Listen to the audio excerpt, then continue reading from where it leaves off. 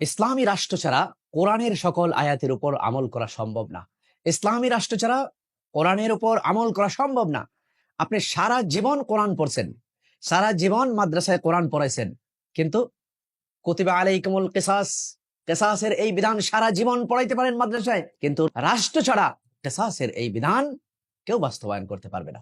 সারা জীবন আপনি মাদ্রাসায় পড়ছেন এবং পড়াইছেন, হাজার বছর ধরে পড়েন এবং পড়ান, আয-যানিয়াতু ওয়াজ-যানি ফাজলিদু কুল্লা ওয়াহিদিন মিনহুমা মিআতা জালদা। সারা জীবন পড়ছেন ব্যভিচারের শাস্তি, কিন্তু ব্যভিচারের দণ্ডবিধি রাষ্ট্র ছাড়া কেউ দিতে পারবে না। রাষ্ট্র ছাড়া এটি বাস্তবায়ন করা সম্ভব নয়। আপনি সারা জীবন পড়ছেন এবং পড়াইছেন, ওয়াস-সারিকু ওয়াস-সারিকাতু ফাকতাউ আইদিয়াহুমা জাযাআম বিমা কাসাবা নাকালাম মিনাল্লাহ। সারা জীবন পড়ছেন চোরের শাস্তি হাত কাটা, কিন্তু এই হাত ইসলামী রাষ্ট্র ছাড়া কেউ কাটতে পারবে না। রাষ্ট্র ছাড়া আল্লাহর এই আয়াত, আল্লাহর এই নির্দেশ, আল্লাহর এই দণ্ডবিধি, এই হুদুদ বাস্তবায়ন করা সম্ভব নয়।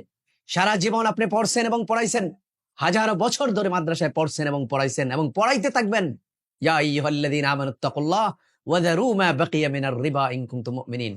কিন্তু রিবা, সুদ, রাষ্ট্র ছাড়া কেউ দেশকে সুদ থেকে, রিবা থেকে মুক্ত করতে পারবে না। সুতরাং ইসলামী রাষ্ট্র ছাড়া কোরআনের অনেক আয়াত আছে যেগুলোর উপর আমাদের আমল করা সম্ভব নয়, অথচ এগুলোর উপর আমল করা ফরজ। যেহেতু আল্লাহর নির্দেশ, আল্লাহর হুদুদ, আল্লাহর কোরআনের বিধানের উপর আমল করা ফরজ, আর এই ফরজ রাষ্ট্র ছাড়া সম্ভব নয়, এজন্য রাষ্ট্র ফরজ। যেমন করে নামাজ ফরজ, নামাজের জন্য অজু ফরজ, ঠিক তেমনি ভাবে আল্লাহর আইন মানা ফরজ, আর আল্লাহর অনেক আইনি রাষ্ট্র ছাড়া সম্ভব নয়, তাই রাষ্ট্র ফরজ। খেলাফা আলা মিনহাজুন নবুওয়া প্রতিষ্ঠা করা ফরজ। না হলে সারা জীবন ধরে আপনি মাদ্রাসায় বসে, হাদিসের মসনদে বসে আপনি সারা জীবন ছাত্রদেরকে পড়াইবেন কুতিবা আলাইকুমুল কিসাস, আয-যানিয়াতু ওয়াজ-যানি ফাজলিদু কুল্লা ওয়াহিদিন মিনহুমা মিআতা জালদা। আপনি পড়াইবেন ওয়াস-সারিকু ওয়াস-সারিকাতু ফাকতাউ আইদিয়াহুমা।